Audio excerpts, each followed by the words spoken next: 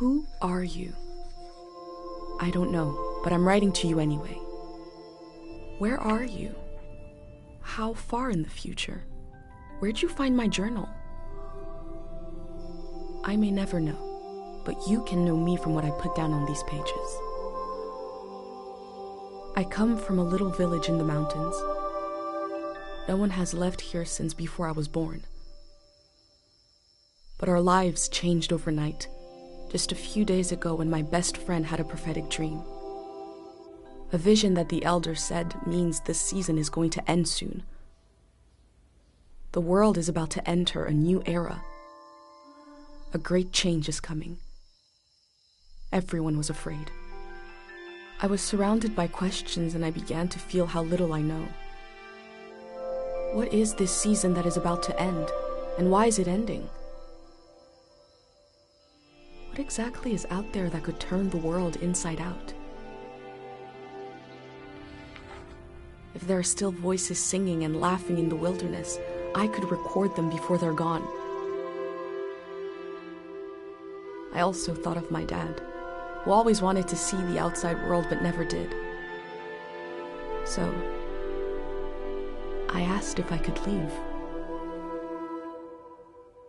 The elder had one condition for letting me go: that I take what I collect to the museum vault, a palace of art and memory at the edge of the earth. She says it's the only place safe from the turmoil of a changing season. I hope that's where you're reading this now. I can't stop the change that is coming, but this time on Earth could live on in these pages. What it looks like, sounds like, how it feels to be alive right now. I'm writing to you at the crack of dawn on the morning I leave home. I can smell breakfast cooking in the other room, and I can hear my mom's voice.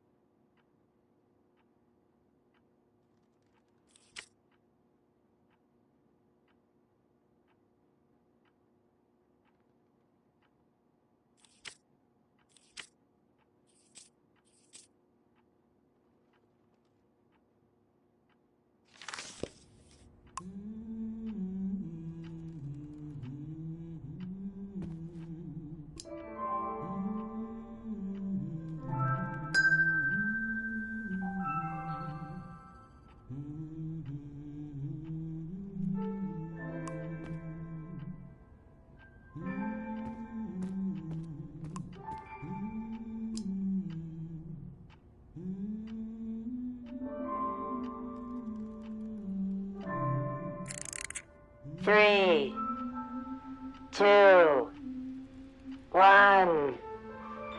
Hooray! Mr. Lotto's here.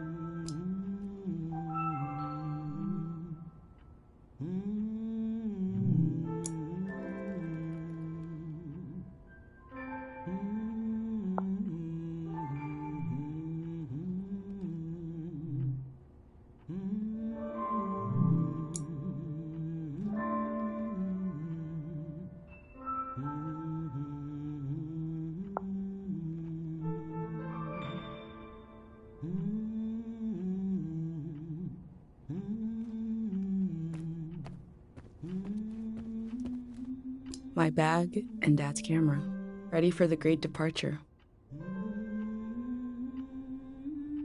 My bag and Dad's camera, ready for the great departure.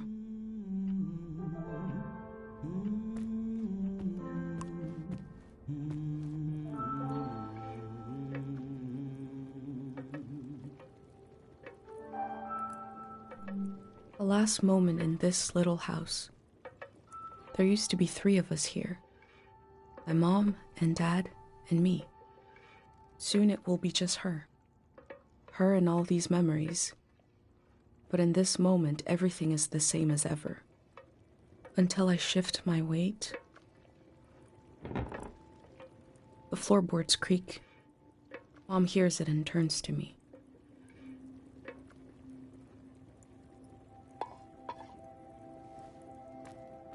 You're up. What are you doing standing there?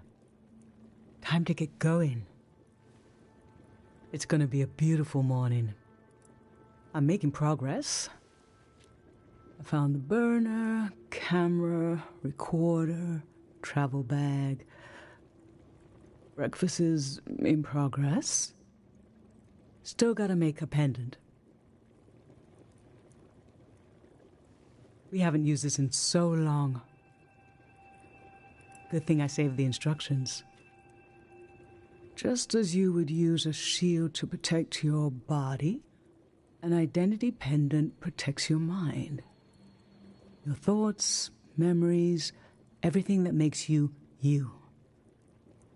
We don't wear them here in the village anymore. But if you're going into the outside world, I'll feel better when you've got a pendant shielding you.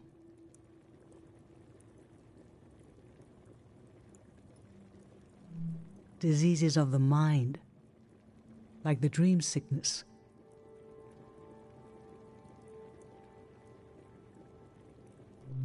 It was Dr. Fumio's last invention. He realized that some psychedelic maladies were impossible to cure. So he made the pendant to prevent them in the first place. If you have a better idea how to protect your brain from being destroyed, let's hear it. That's what I thought. In times of war, a pendant can be used to identify a body. Let's skip that part. Objects have 2 layers, the physical and the mental. The pendant needs to absorb both. 1. Collect a sentimental object for each sense: sound, smell, feel, sight, taste. 2. Feel the sense and speak aloud a memory of the object. 3. Feed the object into the burner. The memory will leave the speaker as it is transferred to the pendant. That means I'll forget the memory after I say it. It's supposed to be painless, at least.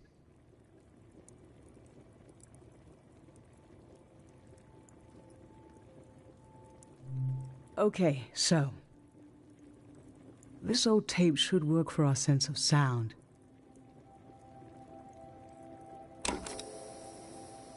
I remember.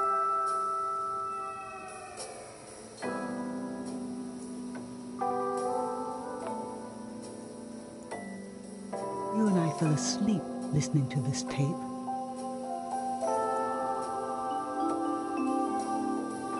Your dad came home.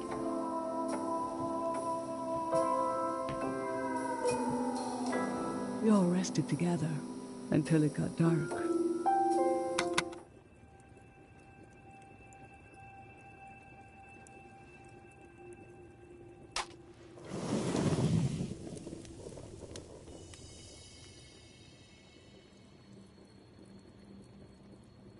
What an odd feeling.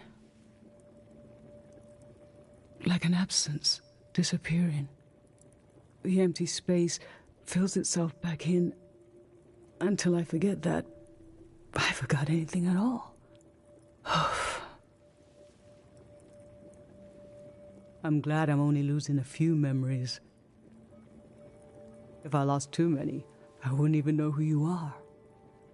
You should pick the rest of the objects. I'll lose the memories, but you'll have them in a pendant forever. So they should be important to you. They should be parts of your identity you want to be sure to protect. So think about what these items and what the memories would preserve about you. Let's do smell next. Find an object with a strong odor and that holds a piece of you.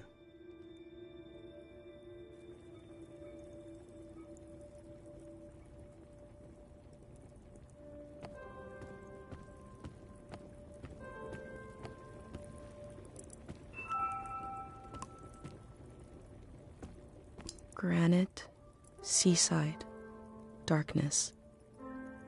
This speaks to how my mom loves me.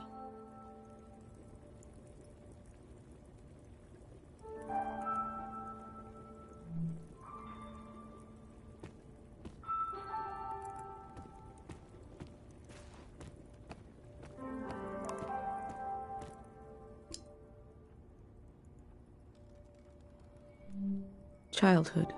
Too sweet, too old. I always wanted to experience new things.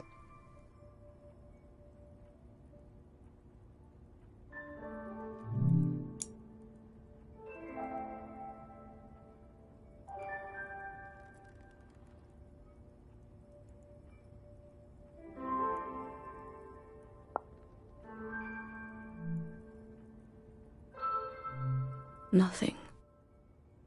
I used to see souls everywhere.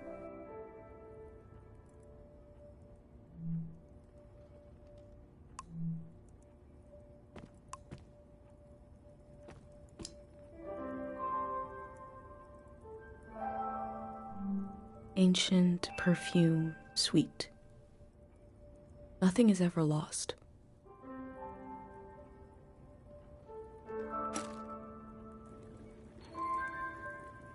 What did you choose for smell? Let's breathe in deep.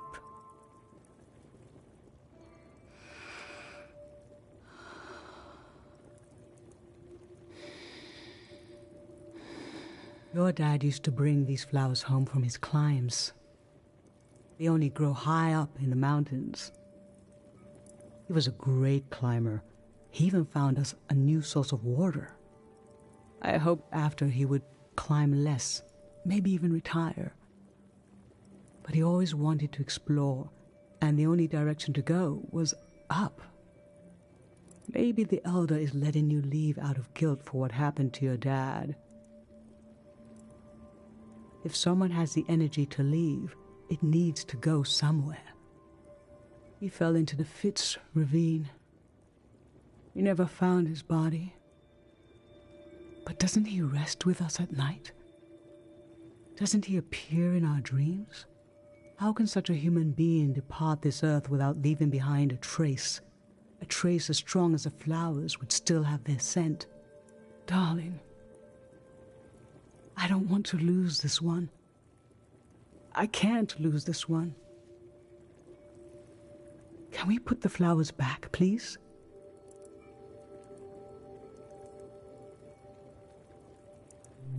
Thank you.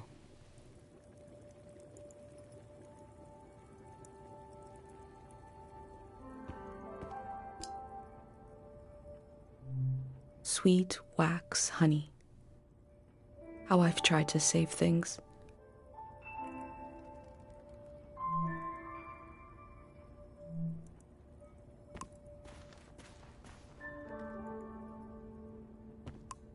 Honey, wax, baby, waves. I was loved by people I have no memory of.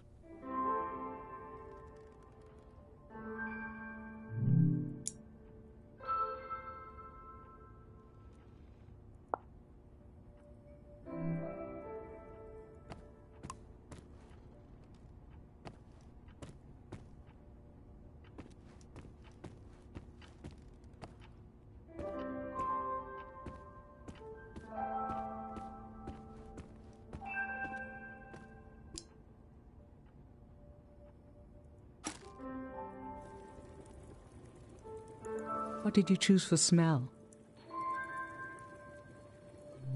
Let's breathe in deep.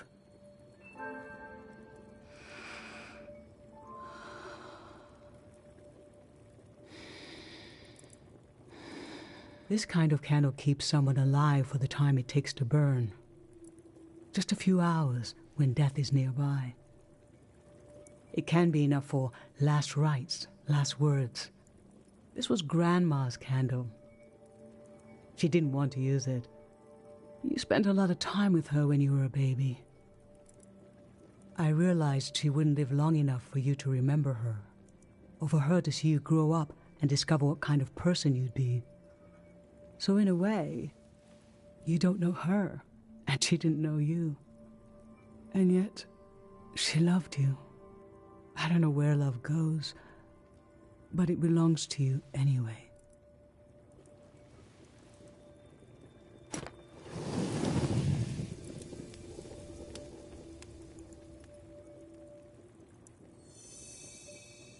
Now touch. Pick something with a texture you like.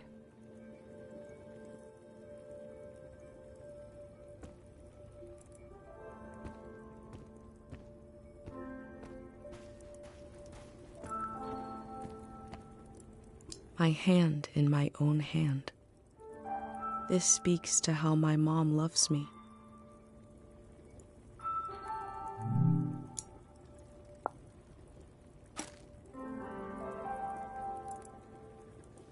So what did you end up choosing? Okay, put your hand in the hand. Oh, I remember it so well. It's not as bad now, but in the old days, not many children lived long enough to grow up. We believed if a child could make it to the age of 9, they'd be all right. This print was made of your hand when you turned 9. Your father and I couldn't believe we really had a healthy girl. An old deep fear inside of me finally went away. And we saw you would just keep growing and growing, that everything was going to be okay.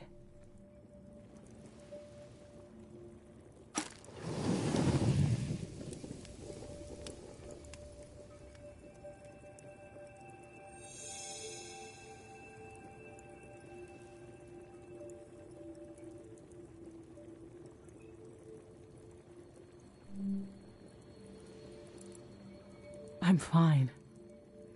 Let's do sight next. Pick something that looks nice.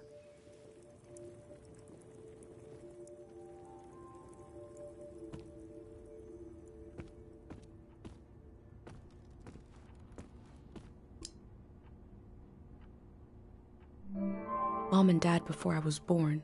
I was born in the glow of my parents' love.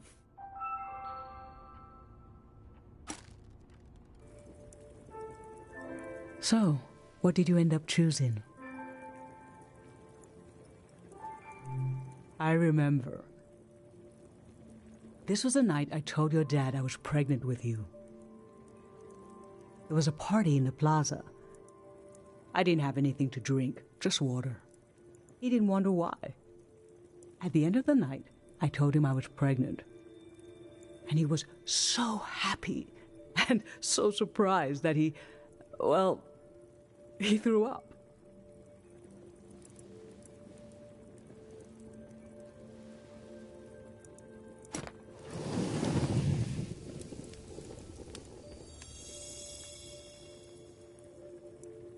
For taste, we can eat breakfast and feed some to the burner.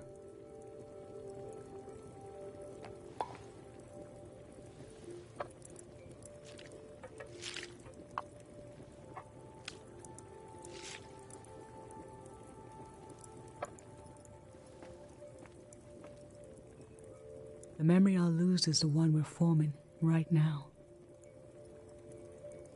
I want you to have it forever.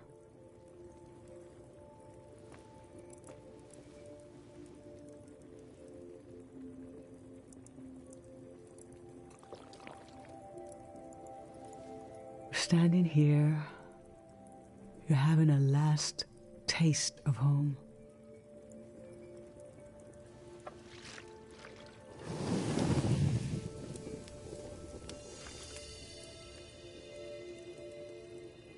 Now you're protected by lost memories. A gem of home around your neck. This is my only condition for letting you go. You must promise me never to take the pendant off.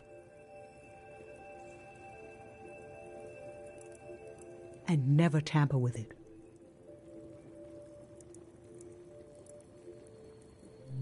Okay? Then I'm okay with you leaving. I think your camera and bag are still in your room. It's time to gather them up.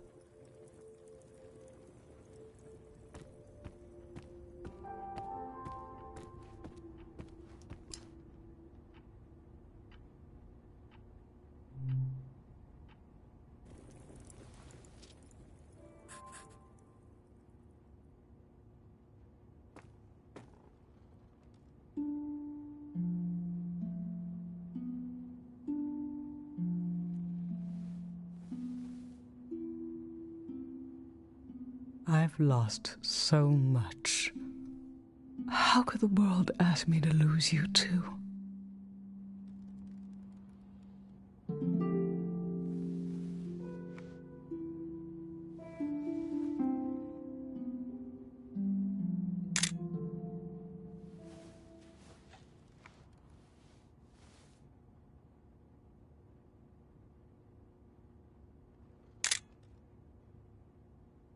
Look at us. There we are. There we were. We'll always be right here on this beautiful morning.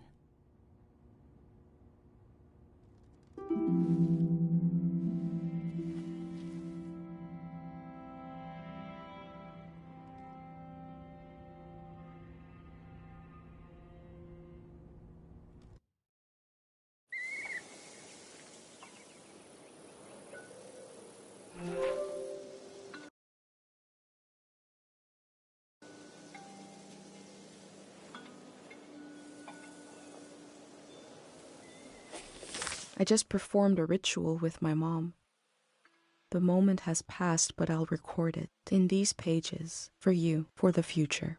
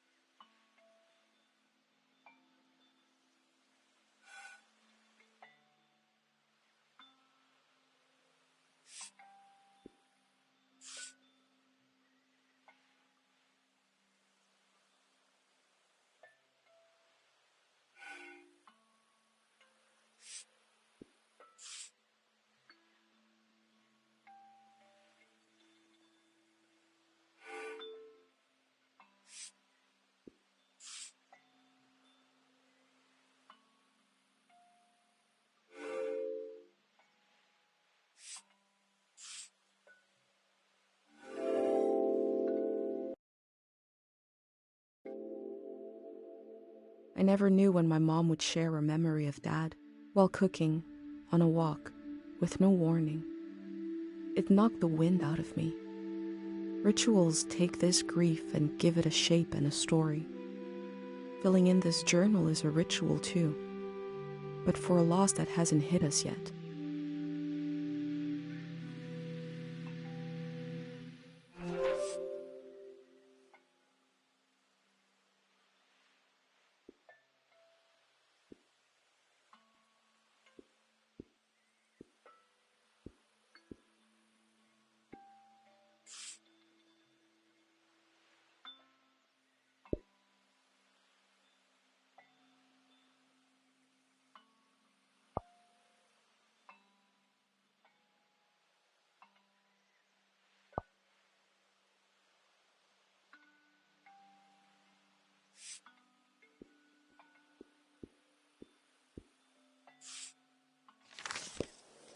I've brought tools to record the sights and sounds of this season.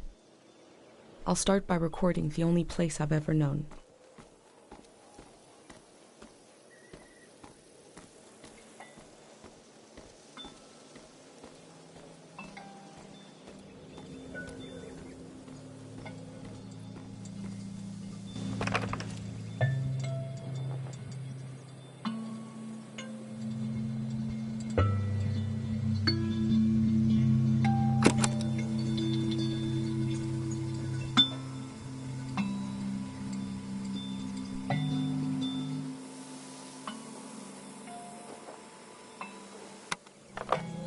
Public sleep music is a tradition of ours here.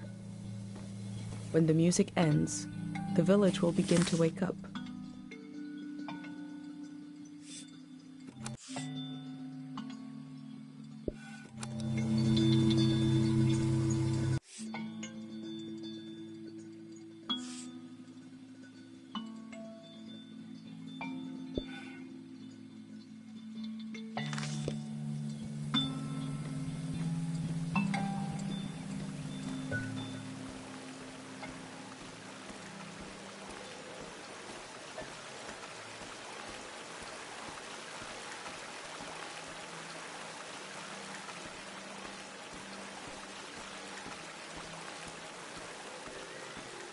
Last night there was a goodbye party here in the plaza.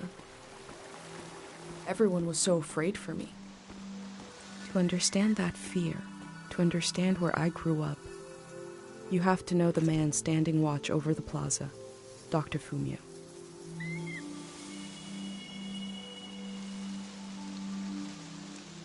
Last night my friends wrote down their hopes for my trip and tied them to the branches of this tree.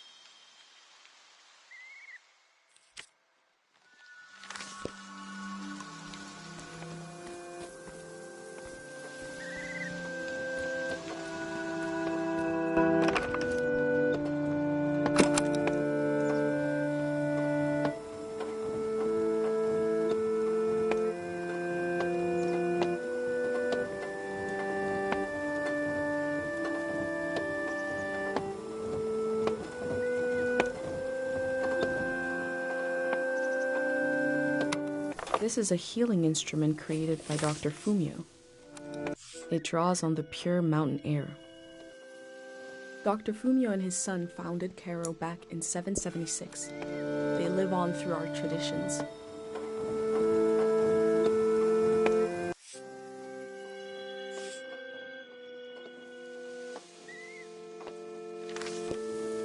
There are 3 murals celebrating Dr. Fumio's work.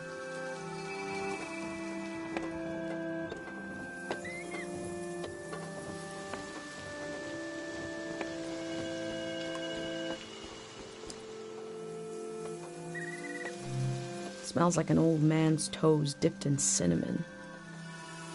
I had to drink this gross potion last night. Like my pendant, it's supposed to protect my brain.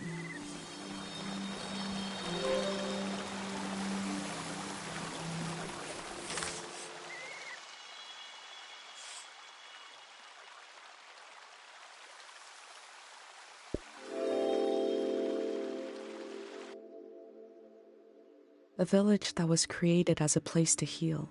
Is that where my instinct to try to help comes from? It's so strange to imagine I'll be shaped by places and people I haven't met yet. So strange to imagine that I might feel at home somewhere else.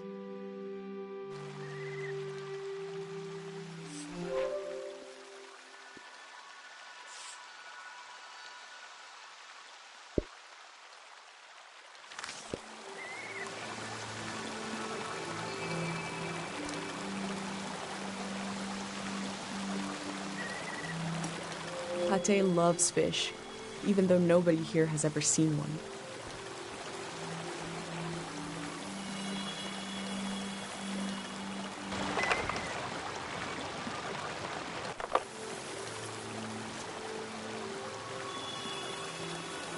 This is Dr. Fumio and his son. The statue isn't as old as it looks. The artist wore it down to give it a feeling of ancientness and the authority that comes with it.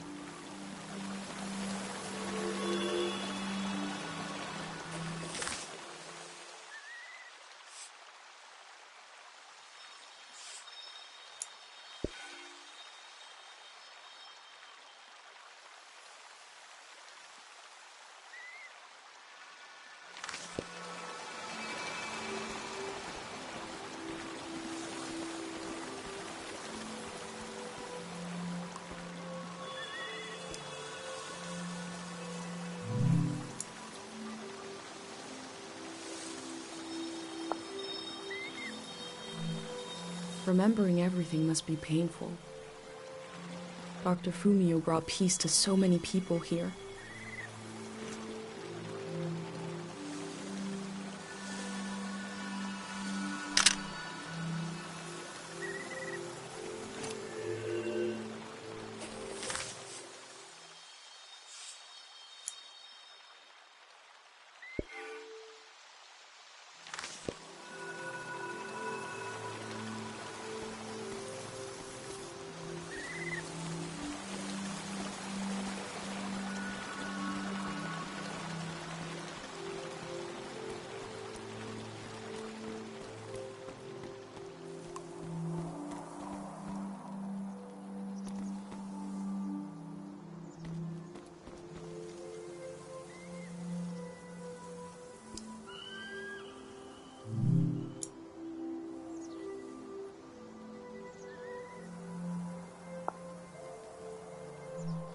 The elder sought out Dr. Fumio to cure her mother, who was suffering from time misperception.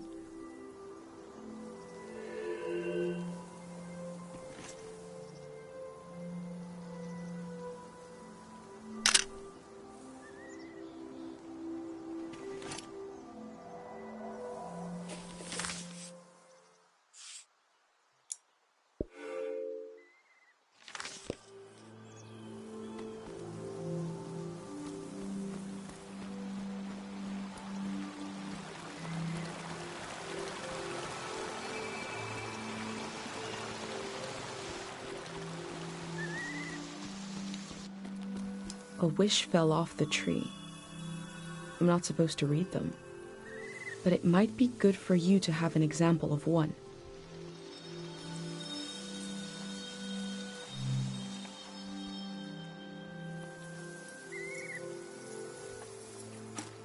I I can go against tradition a little for posterity.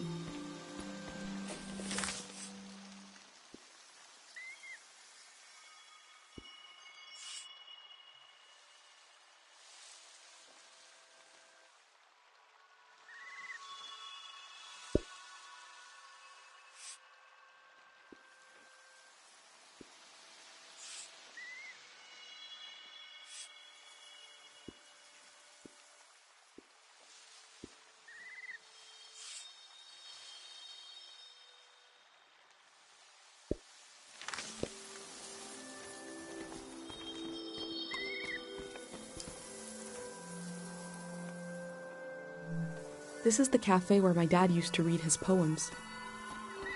He wrote one for me. Maybe he wrote it for you too.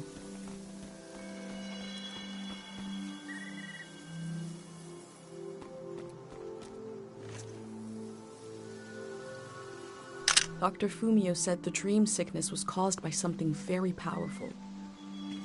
He wasn't able to cure it.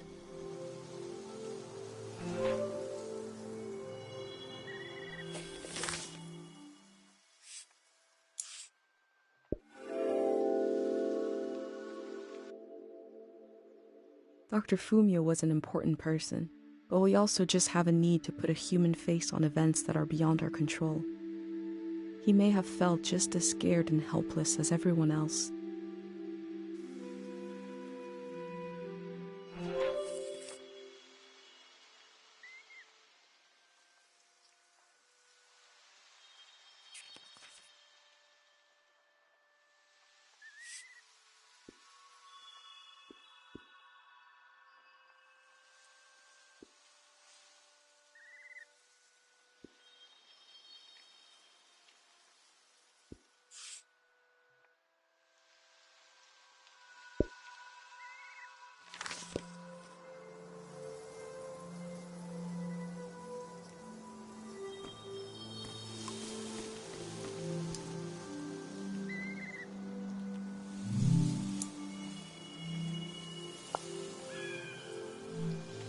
Pate's little daydream of leaving this place, of seeing something weird.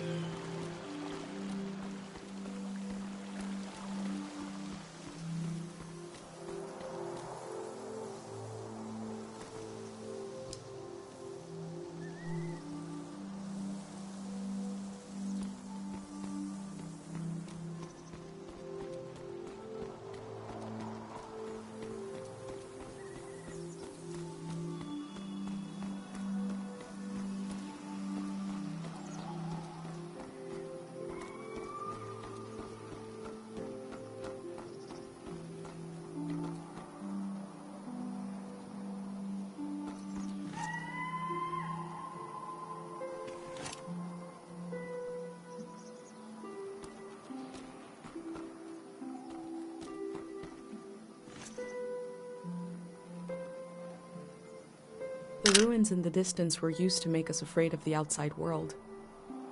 Dangerous and impossible to reach, they said.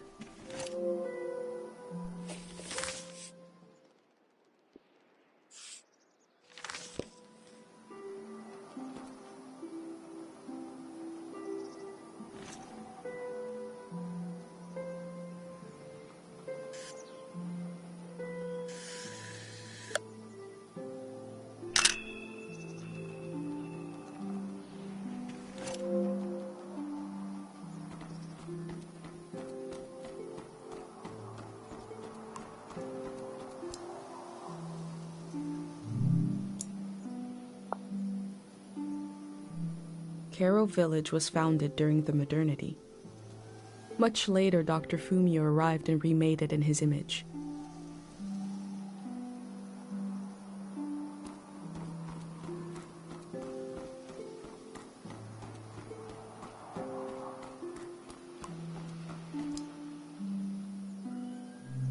This flower means you're in my thoughts. The morning after the search was called off for Dad, our doorstep was covered in them.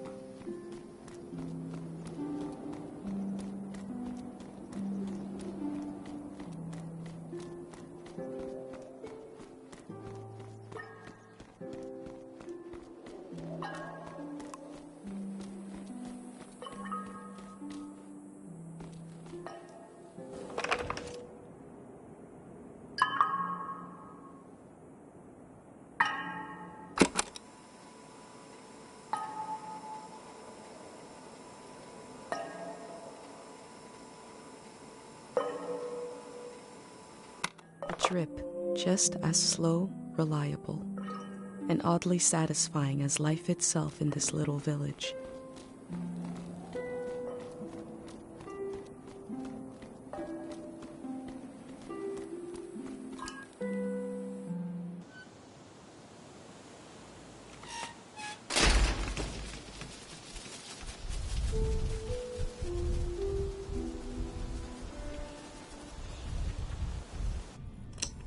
Is it recording?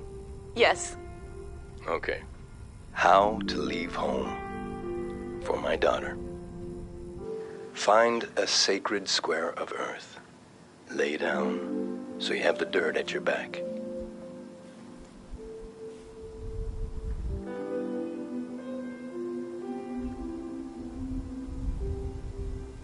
Close your eyes.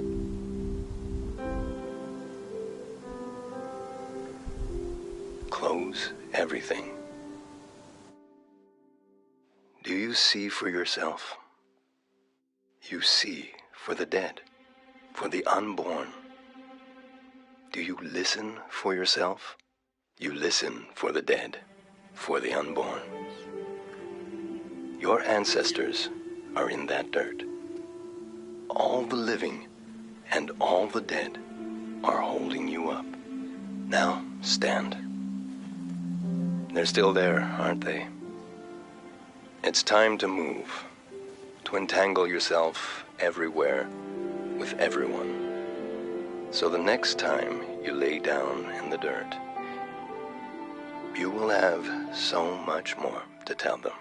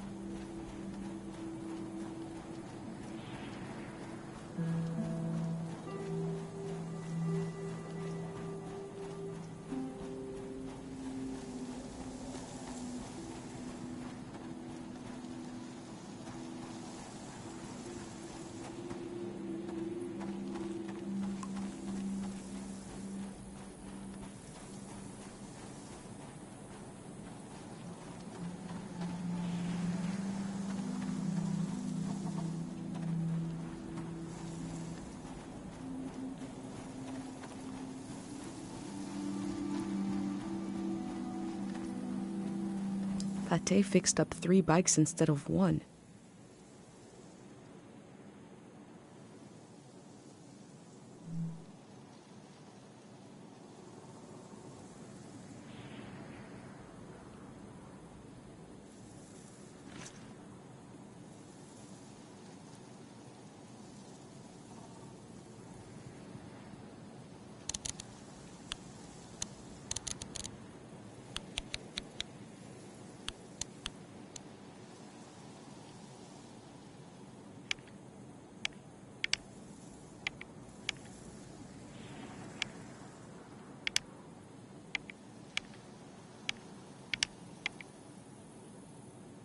hold a photograph of everyone I've ever known.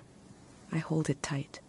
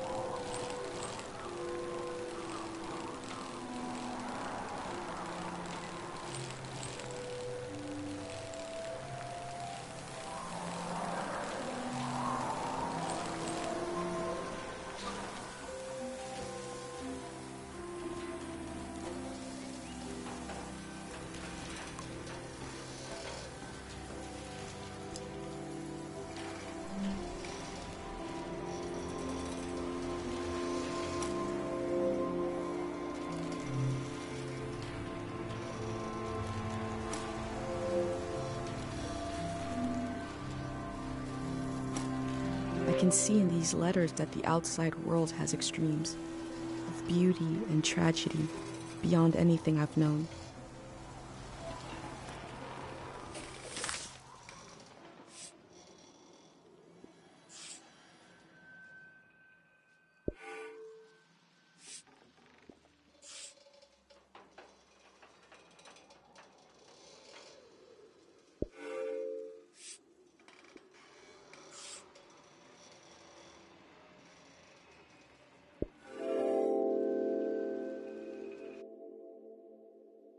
I feel nourished in these sights by the unfamiliarity of it all. These means of connection, long in disuse, are certainly telling me something about the world. Will they be used again in the next season?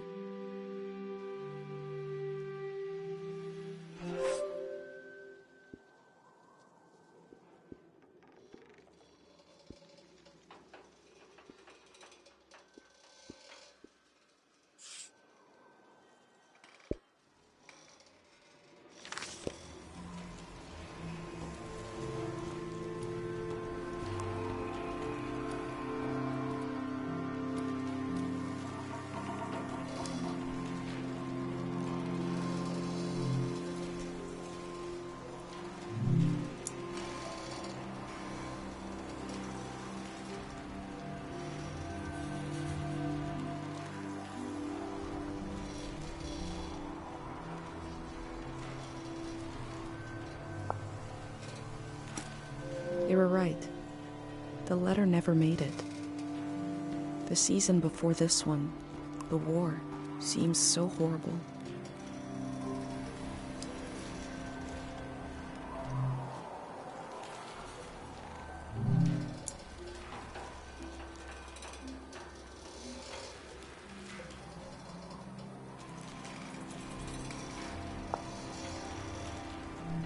That poor baby.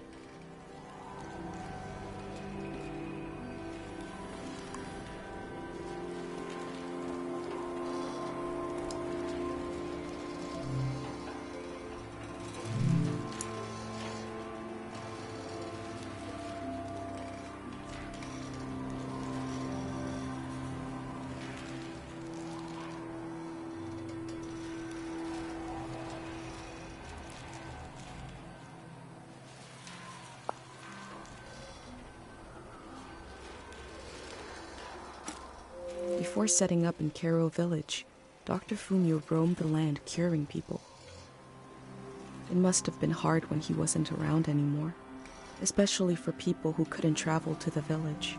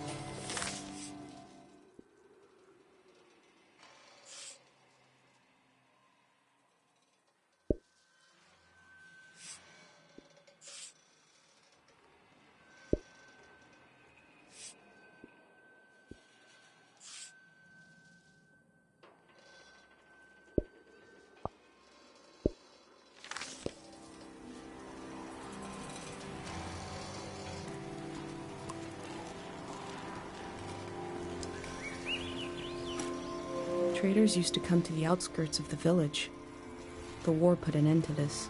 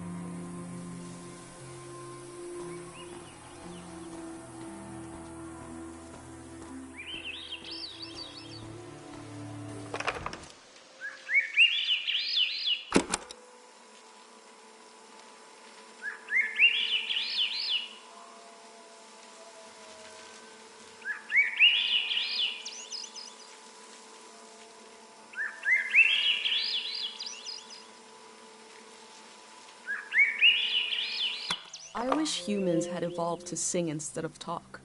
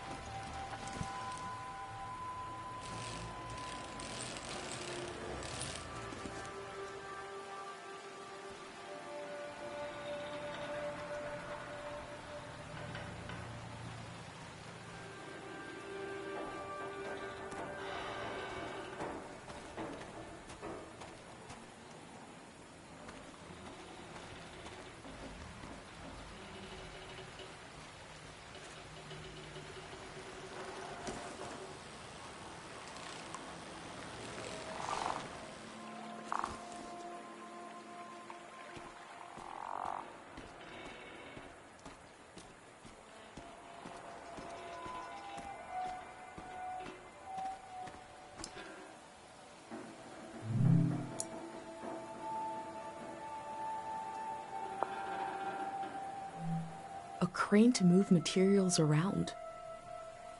The things that used to be possible.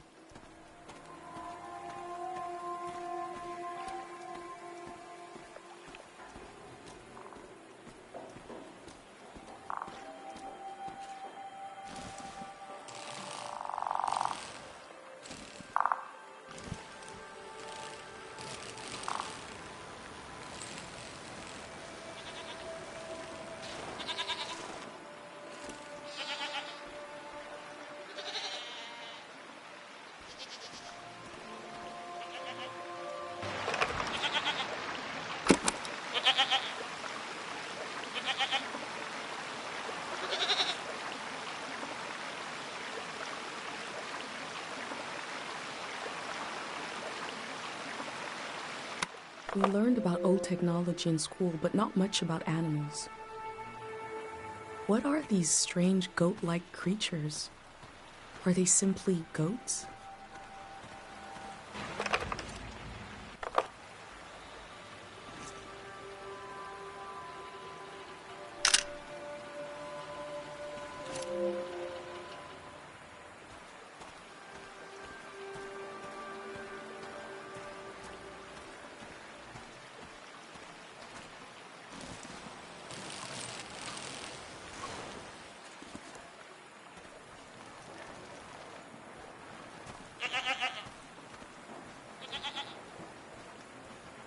My first time petting an animal.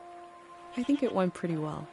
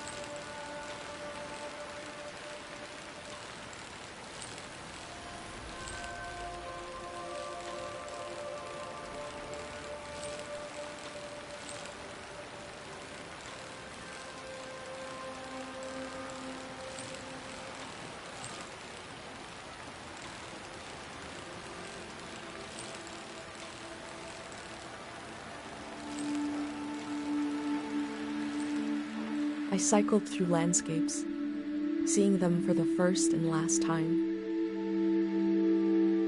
I had no idea when I left my home how the season would end, or more importantly, how soon.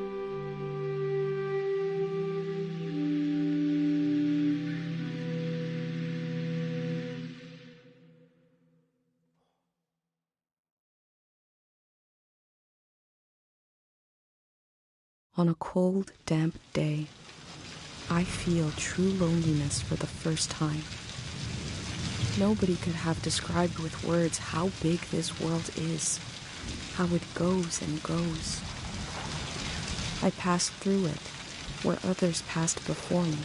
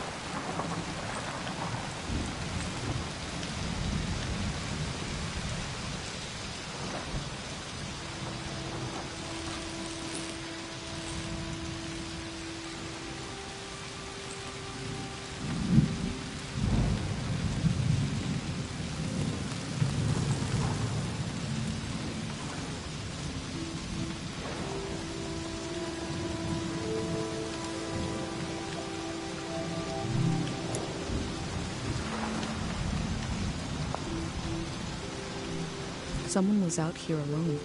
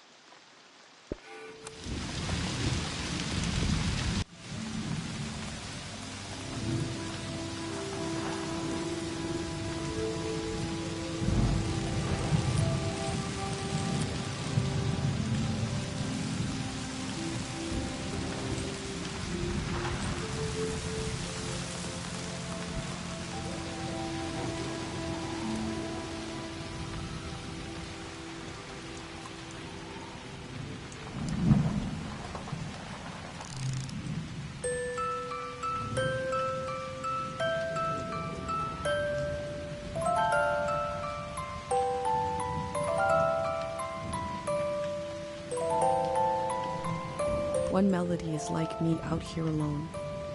I can't really live like this.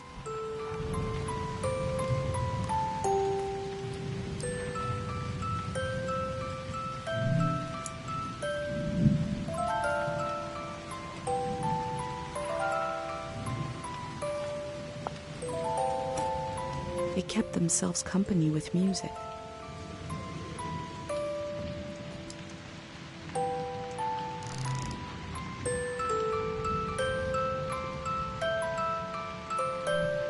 Two voices is like me and my mom. We can survive, but eventually you need more.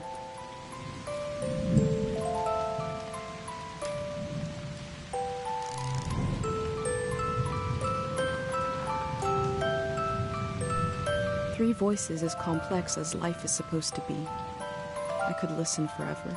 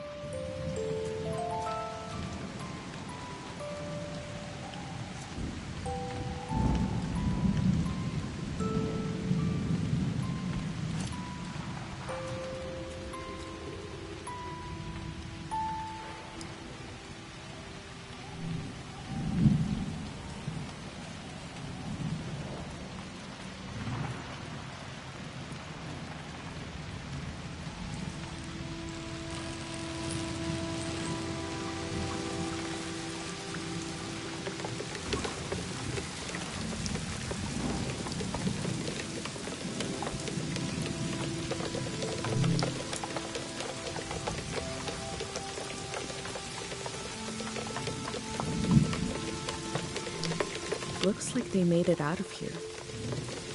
But what is this group?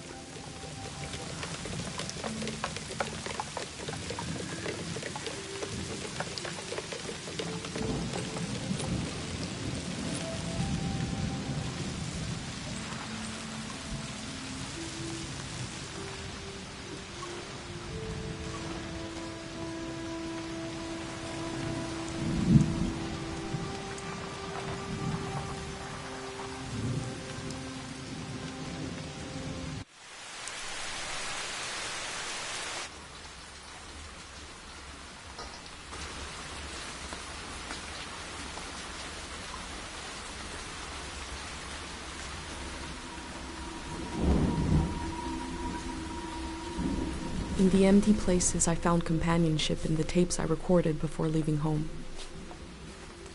The elder told me the story of her life.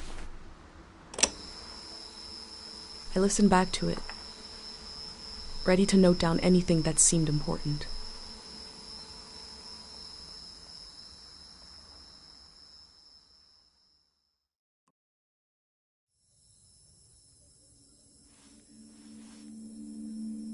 Let's set the scene for the listener, whoever that might be. This is the elder speaking. We're sitting in the plaza, saying goodbye to a dear soul. We're here to see if there's anything useful in my mind that could help you on your trip. A century's worth of memories, dreams, fantasies, visions. Like a big, old, haunted library. When I die, this library will burn down. But which book should we check out first?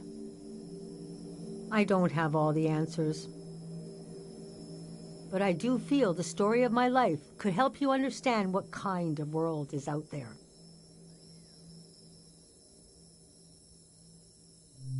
It's okay not to understand everything right away. The moment may pass before you've gotten a firm hold on it. But as long as you're there to witness it, to take it down in your journal, you and others to come will someday take the time to make sense of it all.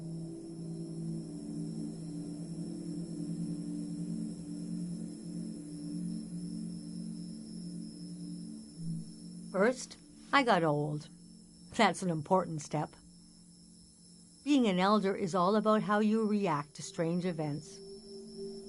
The key is not to be surprised, but kind of frown, look serious, and say something like, "It begins." Never say, "I don't know." Say, "We dive into a pool of uncertainty."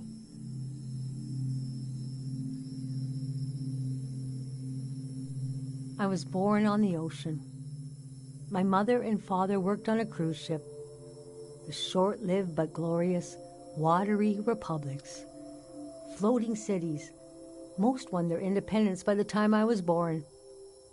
How can I describe them? They were a jewel of the golden season. Pleasure boats with a radical political program.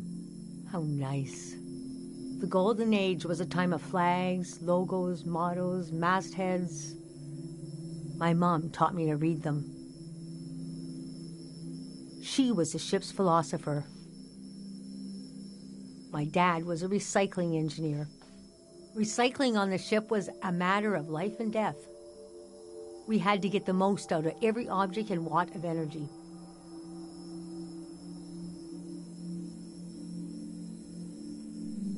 My grandparents played with the past. They changed it like we change our wardrobe. So it was a different answer every time. But they often said we were exiles of some kind. Exiled royalty from a secret lineage, blood that glows in the dark. Or we're exiled from the mouth of some great leviathan. When they were older, they just said, "We're from here. We're from right now."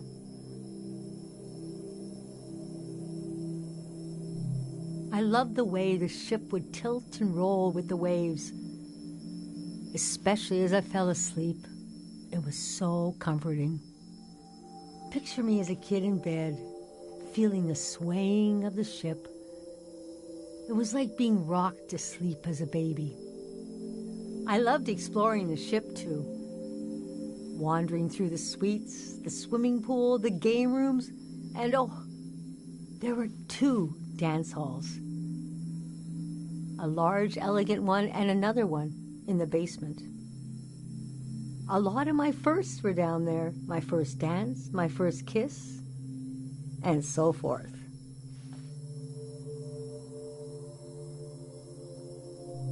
Our ship was taken over in the early days of the war. That was the end of the watery republics. I heard the dance hall in the basement became a weapons cache. Took me half my life to say goodbye to the world I knew in my youth. Imagine me and my parents and everyone I knew being escorted off the ship by a company of soldiers. And I'm thinking, I hope they don't make a mess of my room. I was embarrassed by the younger kids who were crying their eyes out. But they knew, I guess.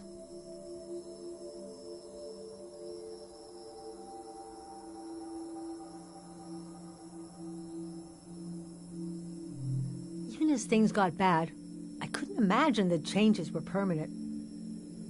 It's easy now to look back and say, the internationalism of the golden season was violently breaking down. You can be naive about all kinds of things, but not war. Most of my life has been spent in isolated communities, and the one moment I was in the wild world, you couldn't pick a more chaotic time. And we had been warned the season was going to end. Oh, but we didn't understand the warning. You see, one night, along a coastline, we saw beautiful lights shimmering above the water. Later, we found out this was an ancient warning system. It hadn't been used in so long, we didn't know what it meant. We just thought, well, ain't that pretty? We tried to stick together and camped out on the coast of the prismatic grounds.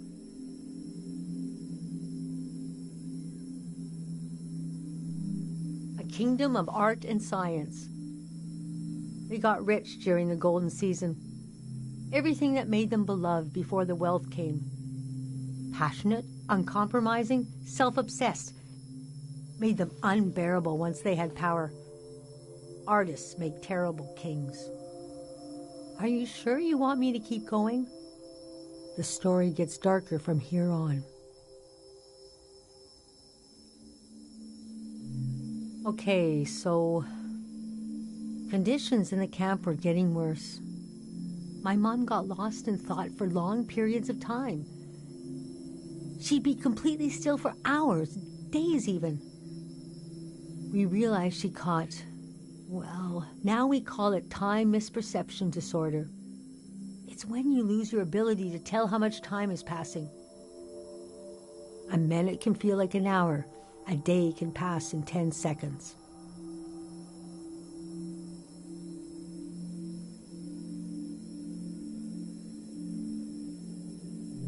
What's so hard is the feeling of absolute loneliness. Normally, we're all at least roughly in the same flow of time. But with this disorder, you walk alone, truly. We heard about a traveling doctor who could cure these kinds of diseases. I decided to go find him. I found out his name was Dr. Fumio, and he traveled with his son Lucio. People talked about him like he was a god.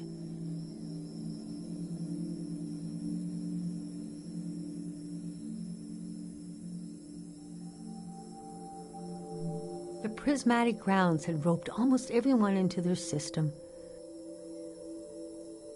Until they reached the far wastes and heard no for the first time.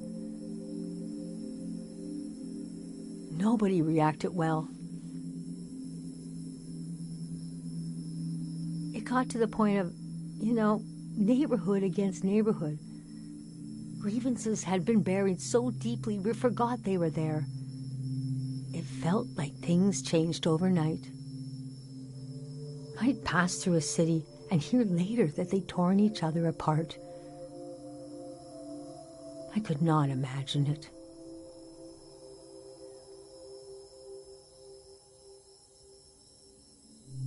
I described my mom's condition to Dr. Fumio. He said there was no cure yet, but there was a village high in the mountains. He thought it was high enough he'd have a better chance at treatment. Lower places are more dangerous. Valleys are the worst. He invited me to join them in going to the village. But I wanted to go back and get my parents and bring them with me.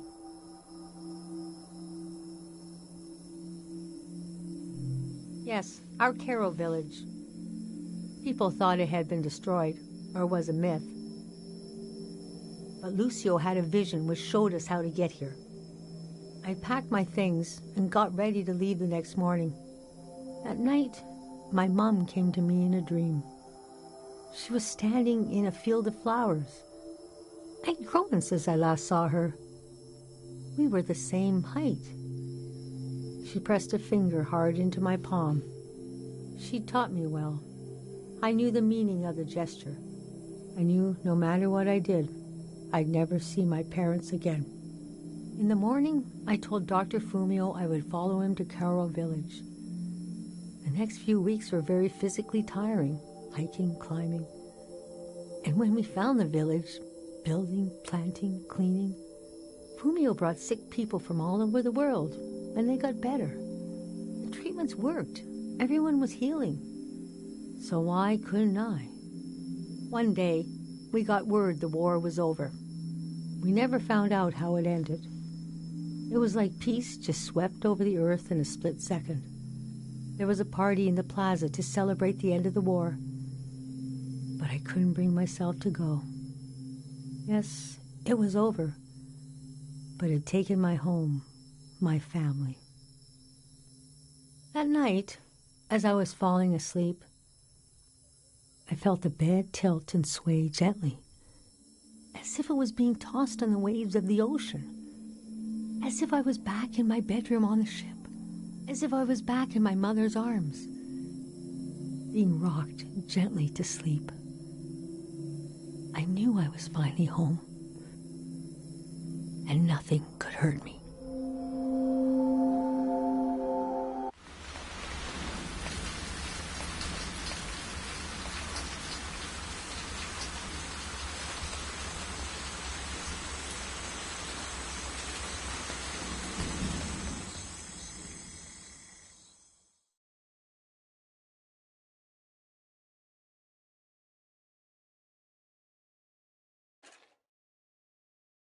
I imagined coming upon a place as hidden and singular as my own village. Eventually, I found myself circling a valley, looking for a way in.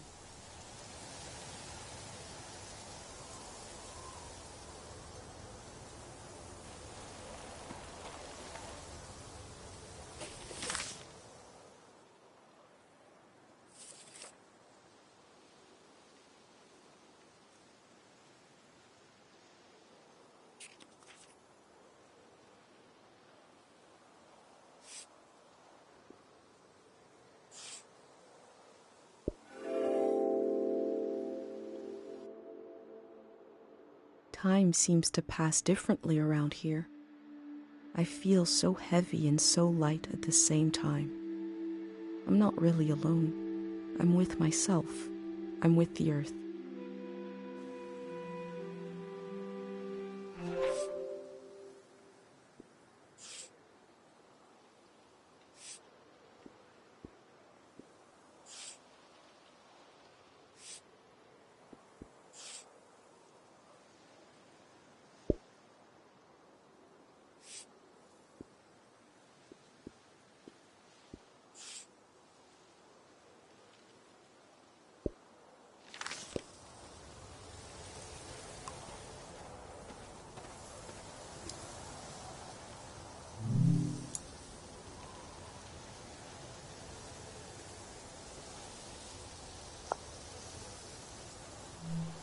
This valley is asking people for a visit. I should oblige it.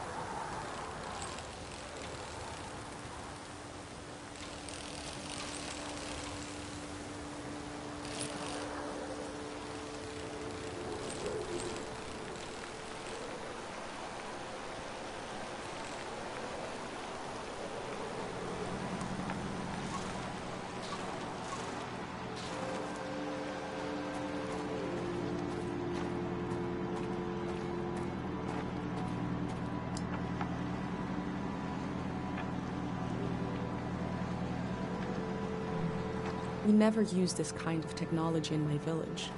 Nobody trusted it.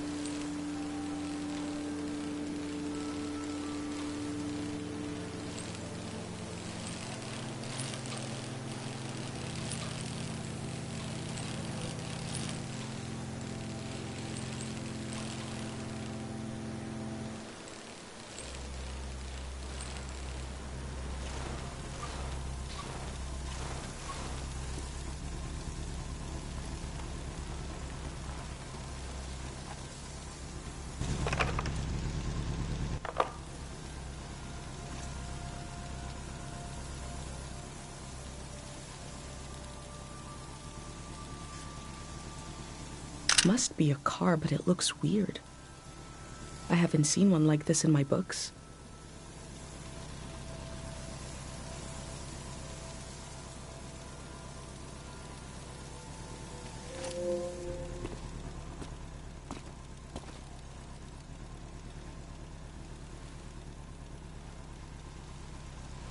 Oh. The valley. 1 second.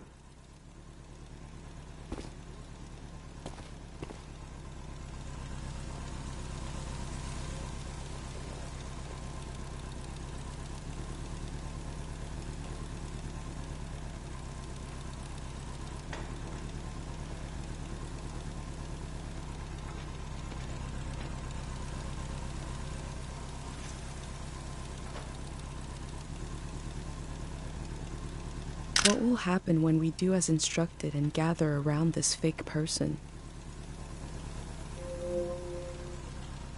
Is that a strotopop? Yeah, what are they called? What is it?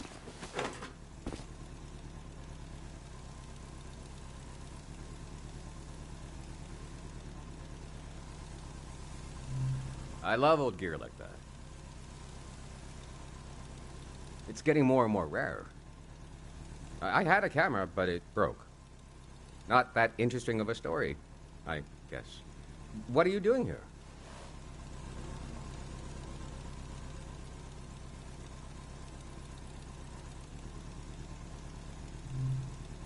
The whole thing, huh? You're young. You got time. But what kind of stuff are you recording?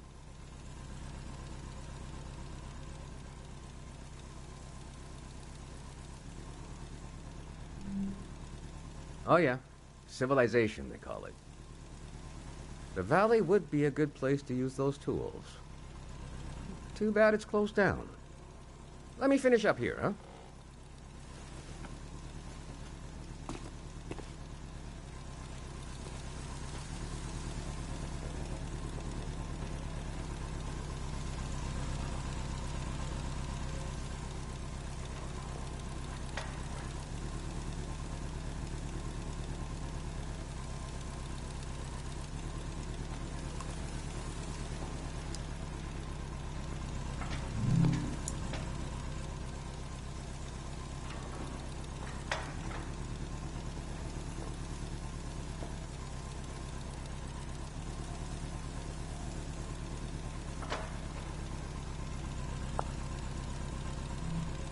I'm not the first to do this. Just the first in a long time. Hey.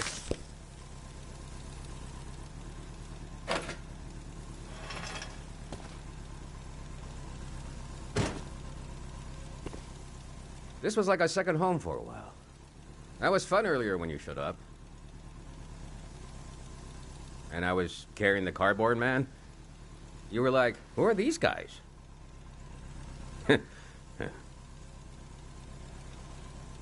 I've been pretty bored here.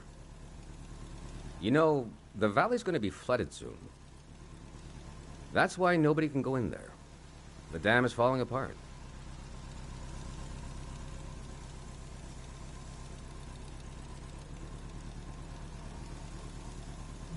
It's too old. There's nobody left who knows how to repair it.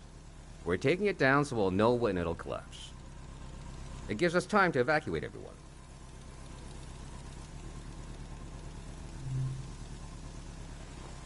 Greyhounders. We're a community organization. We do all kinds of fun stuff. Health clinics, mine sweeping, daycare, evacuations, weddings. We're new.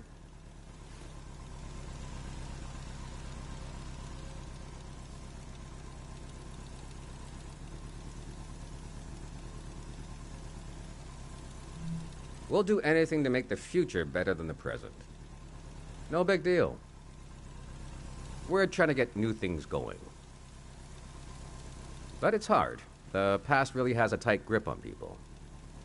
Doesn't feel like a fair fight. So we're trying to... well... anyway. It's funny. I stood guard here for a week. And I've only seen greyhounds like myself. And valley people on their way out. But now I see you, and you're like a... new element or something. I've never met anyone doing what you're doing. And we greyhounds gotta support new things. So... I'm not supposed to let anyone in. How can I? Jeez.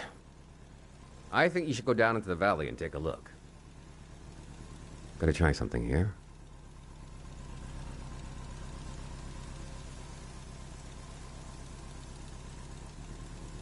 Dang it.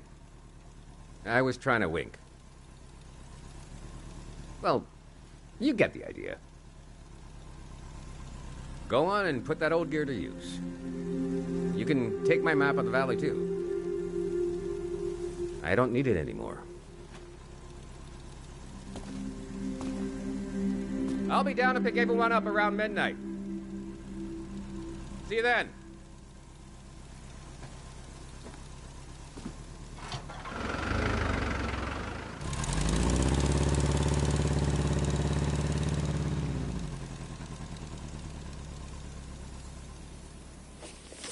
I met a greyhound. He let me into the valley.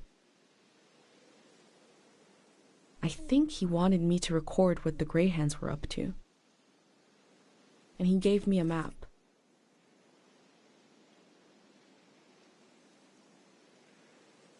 The assembly point seemed like a good place to start.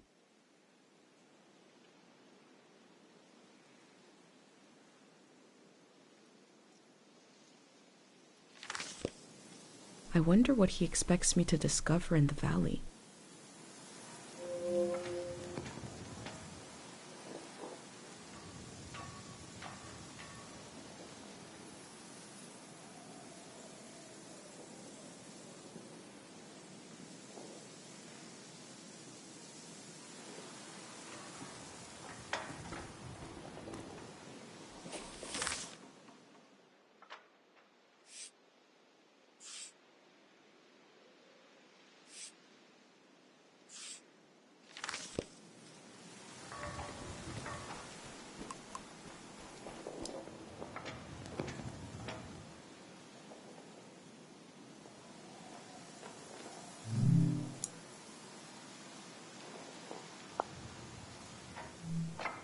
I'll think about what kind of visitor I want to be.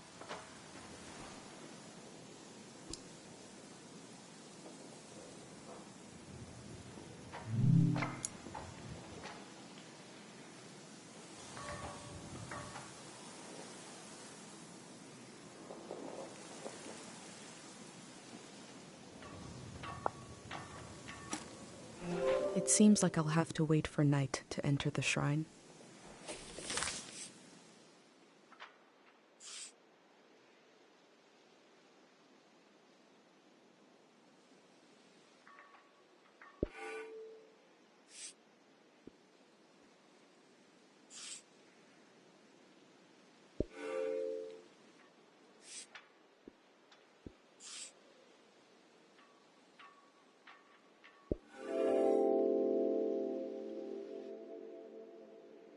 The elder warned me about valleys. She said they were dangerous. I feel a dulcet tension in the air. I enter to see the moment between seasons.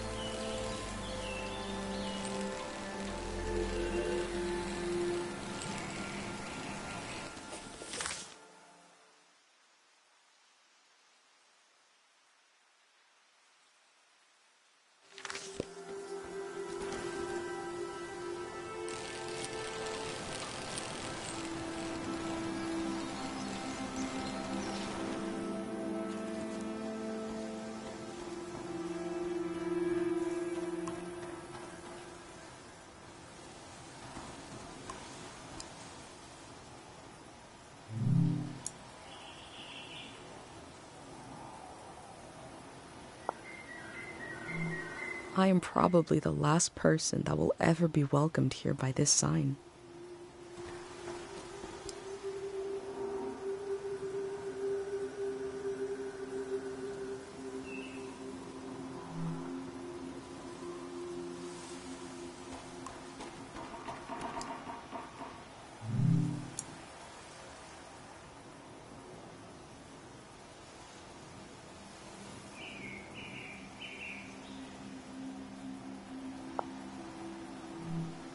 The elder told me there's very little information about the years before 500.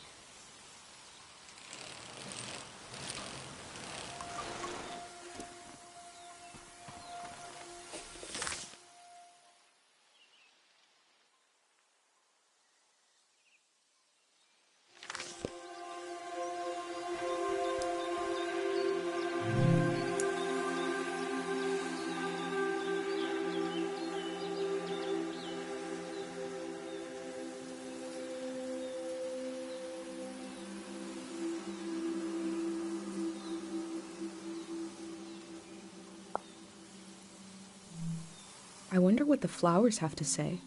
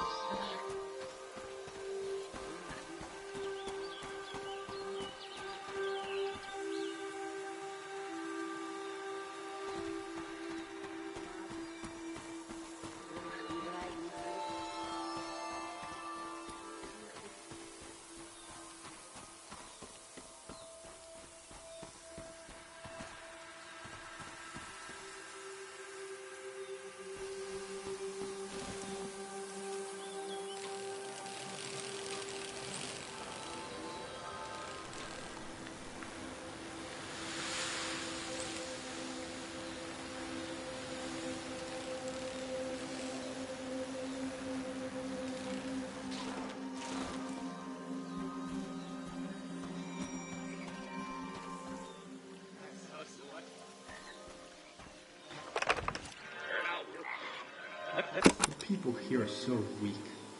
I heard gunshots last night. That was us. What is that? Look at the pond, the water. What is that powder? Should we run or something?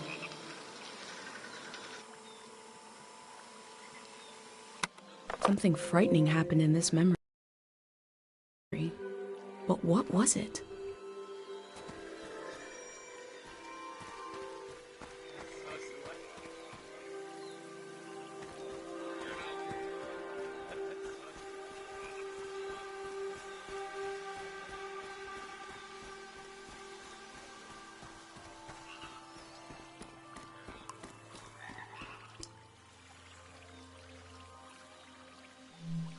These metal animals are looking up, expectantly.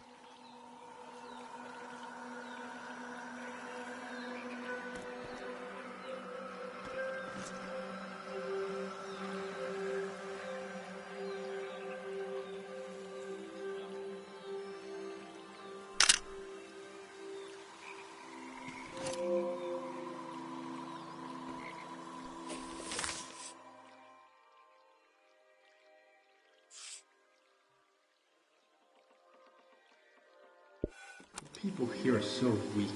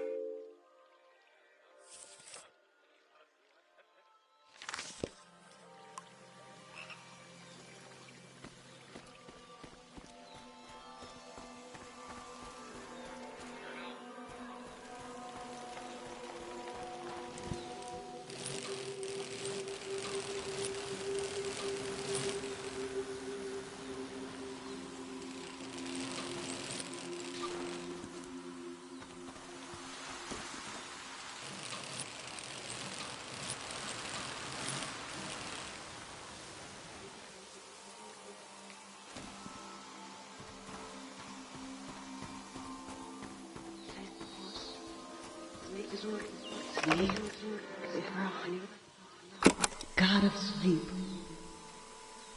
I've been gathering heartache and I've been gathering courage.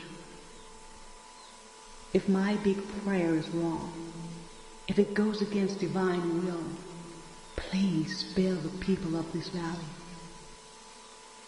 We're so desperate for peace. A prayer for peace.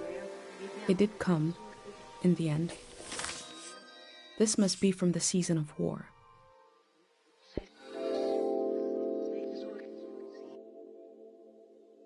A green space. I feel memory in the air like pollen.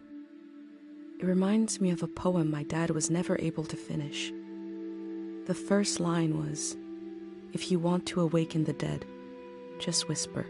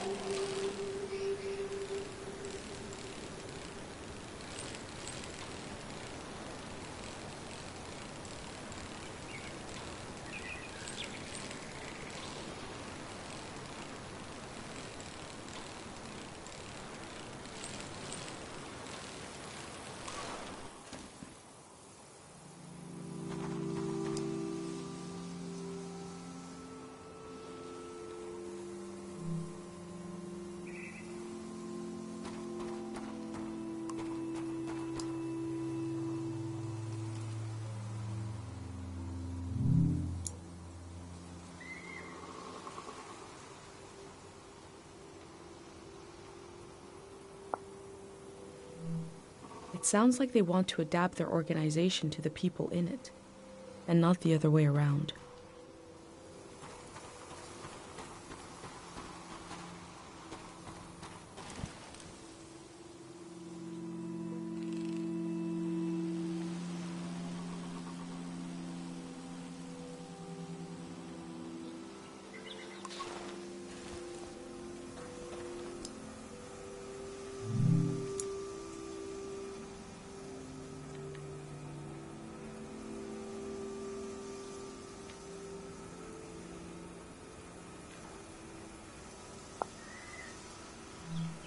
There's a number to call for questions regarding the dam.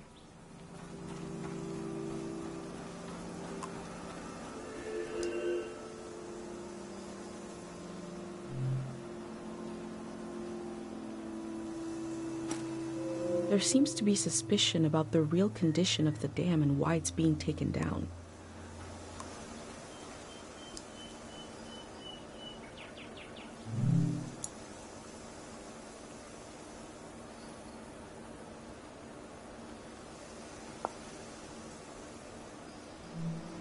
It's hard to imagine something new, a new way of living, but they're trying.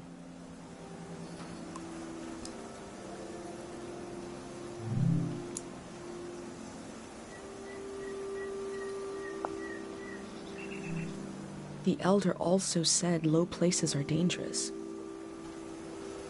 The city is high up like my village. Maybe it is safer.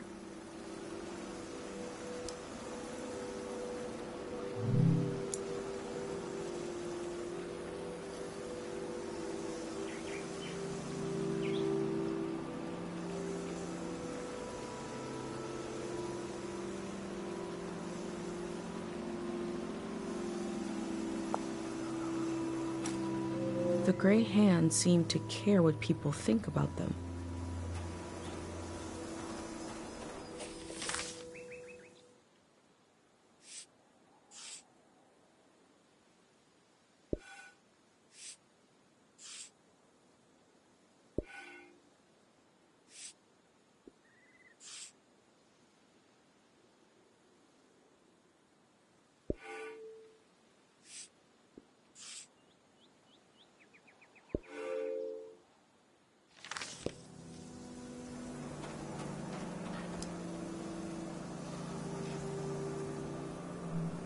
Imagine if the man I met is the only living Greyhound, and the rest are cardboard.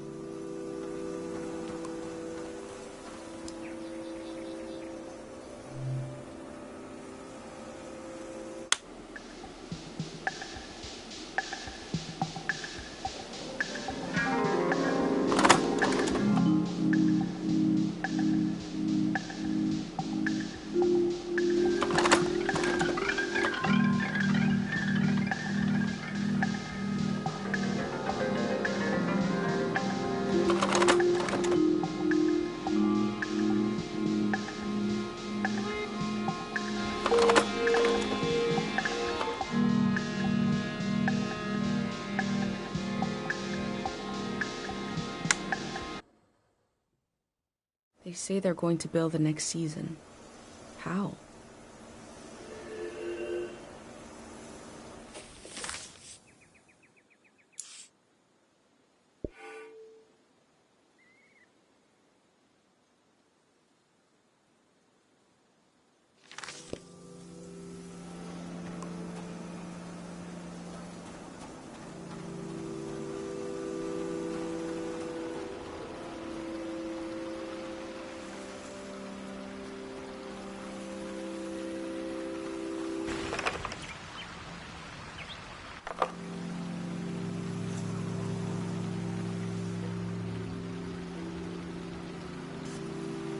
The artist has depicted the Greyhounds as a child.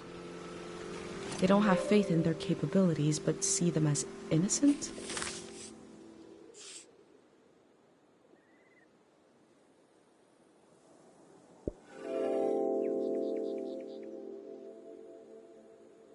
The process of taking people out of the valley was also a kind of ritual, a way of bridging one life to another. They know the world they're leaving. The next one hasn't been created yet.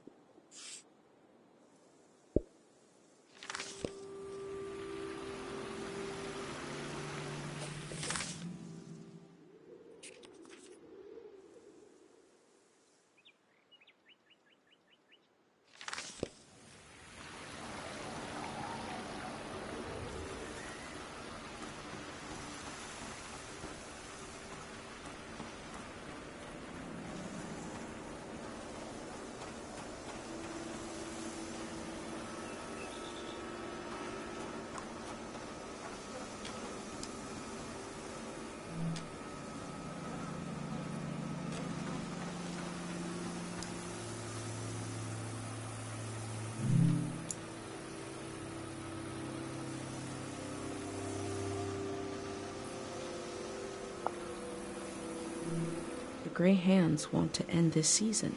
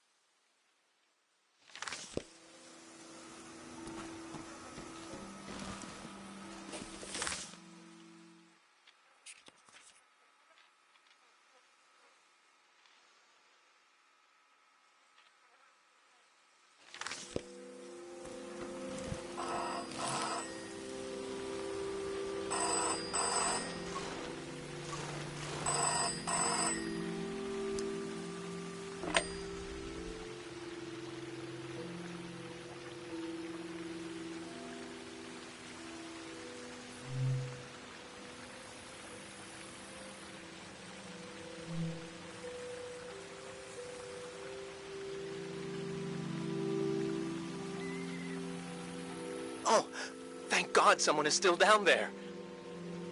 I've been trying to get a hold of someone for hours. Ah. Thank you. I forgot the Day Zero materials. You know, the visual literature, the warm bath of ideas? I left it at the dig site. It should be sitting on a barrel with a fruit sticker on it. Oh, wait! Hold on. I forgot to do the secret password. I don't even know who you are. Is it too late now, you think?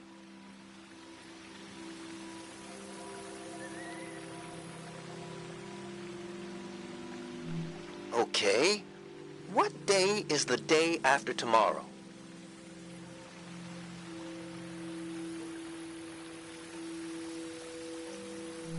Phew, okay. I did figure you'd be... Sorry, I didn't recognize your voice. Hard to keep track of all the new recruits. What else was I gonna say? There was vandalism on a few of the posters. Bad stuff. I put them in the trash. Keep an eye out for more. Anyways, thanks for answering.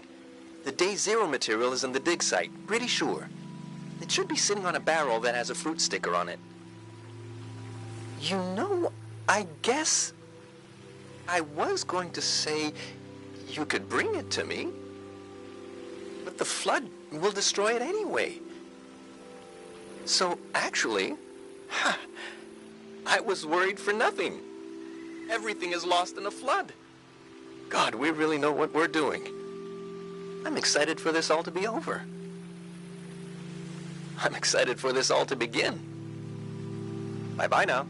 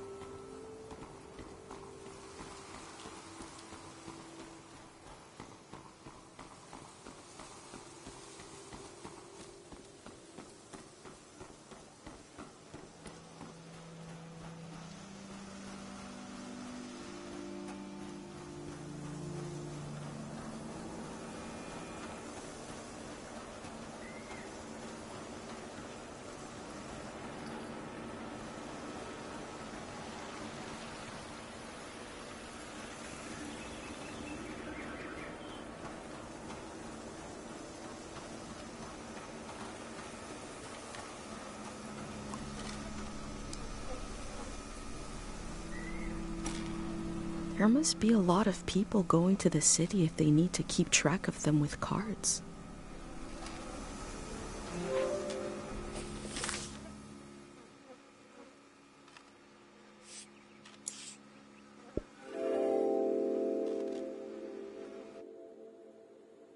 The Greyhands are the future in all its uncertainty, the good and the bad, the hope and fear of progress. The loneliness of this season will be left behind. A collective project is coming.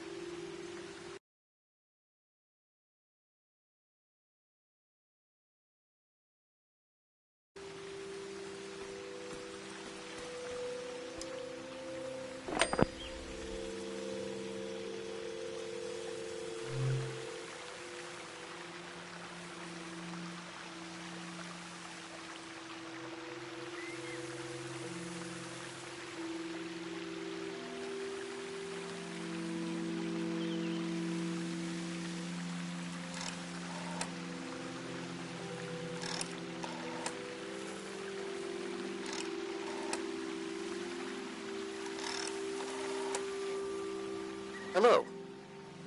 This is the Greyhound Flood Hotline.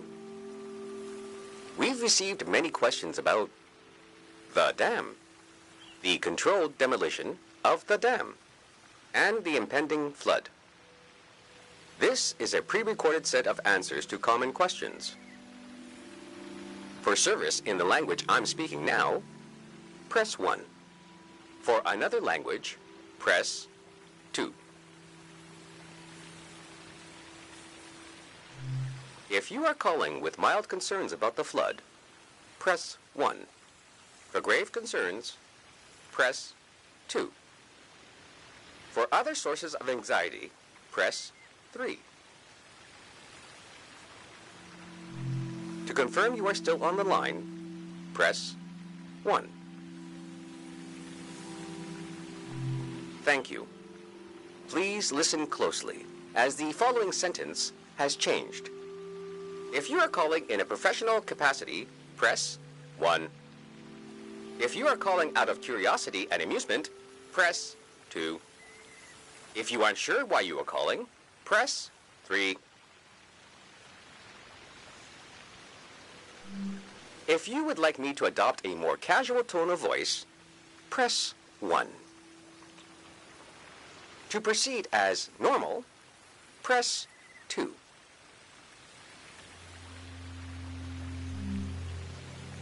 If the thought of mass destruction gives you an unspeakable comfort, stay on the line.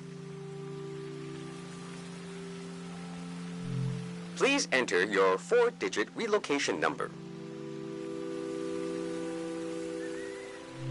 I'm sorry. We are having trouble accessing your file.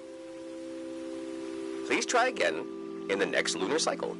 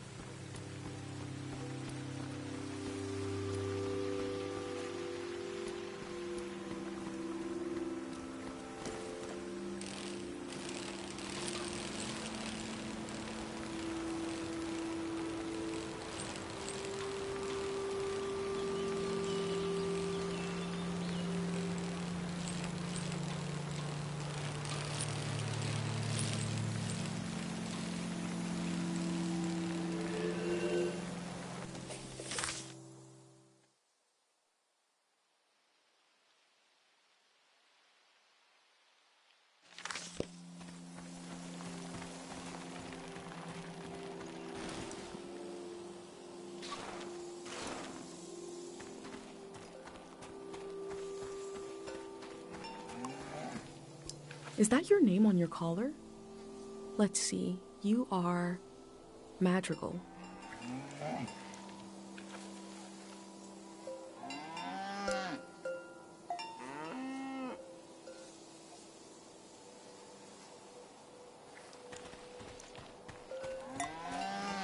And you are Mata.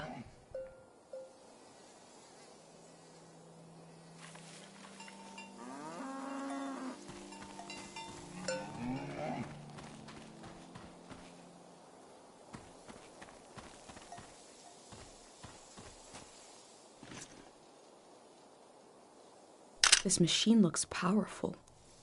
It must have done the work of many people.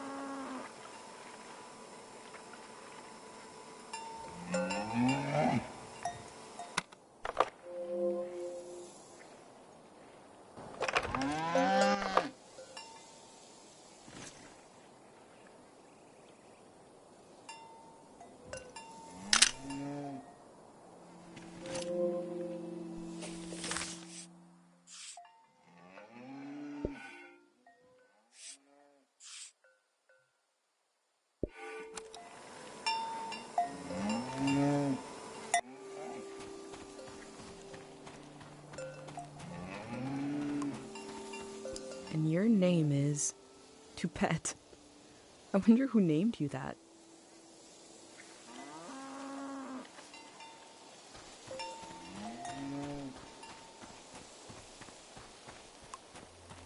You are a cow and you are named Krasnahorkai.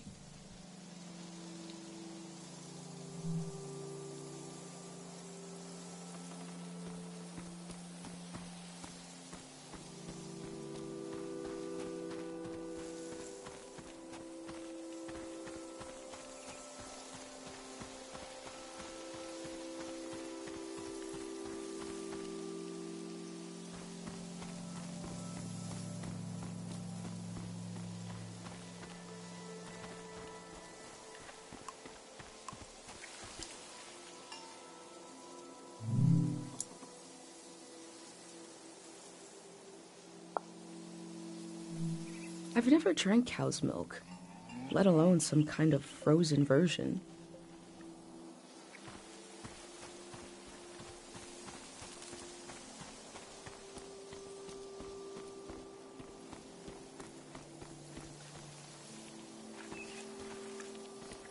A beautiful cow named Gorp.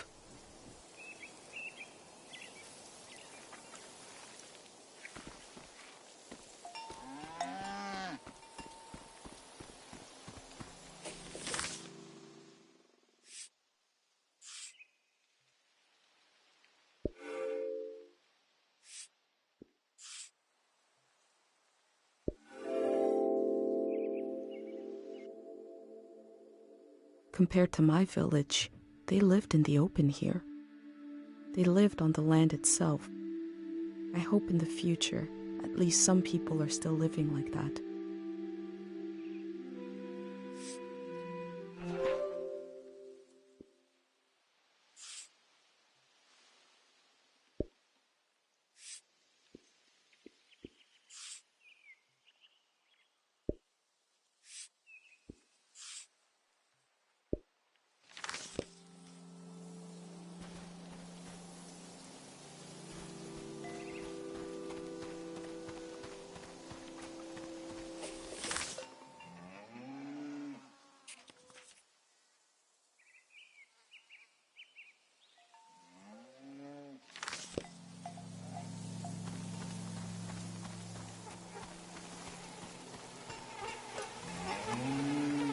The name of this cow is TVC-15, oh my.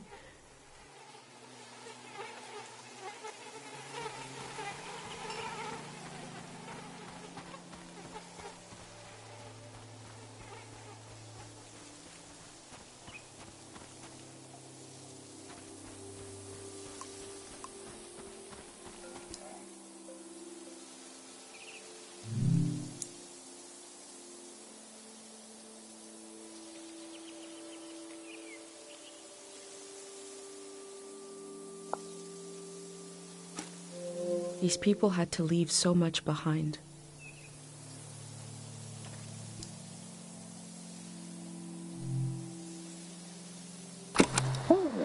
got a big show today. Huge show. Breaking news. The Greyhands have died.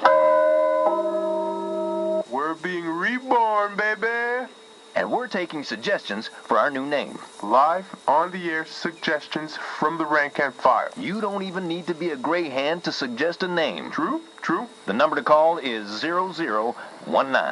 That is 0019. First caller, hit us with a name. Hi, yeah. I was thinking the bricklayers. Okay.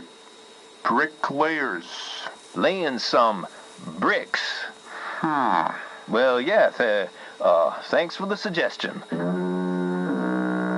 We'll be taking them all afternoon, so keep them coming. That number again is 0019. You're listening to Greyhand Radio.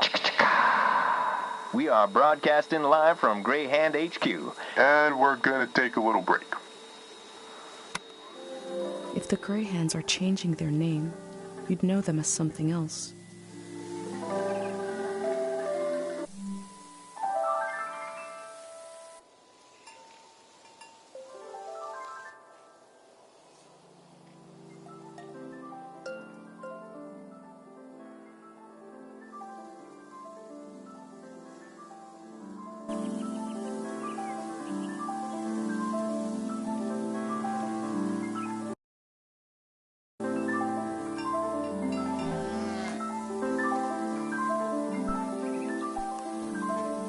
And the seventh cow's name was Balto.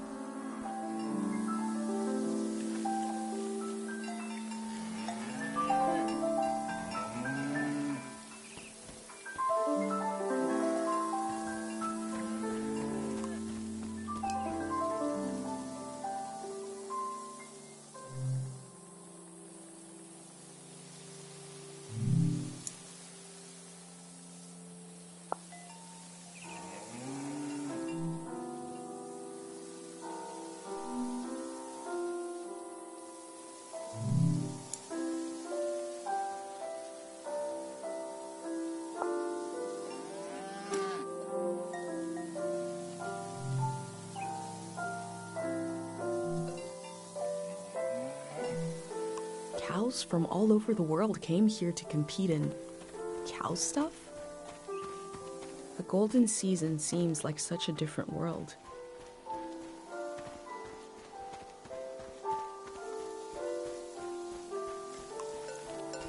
The cow is called Frenzy.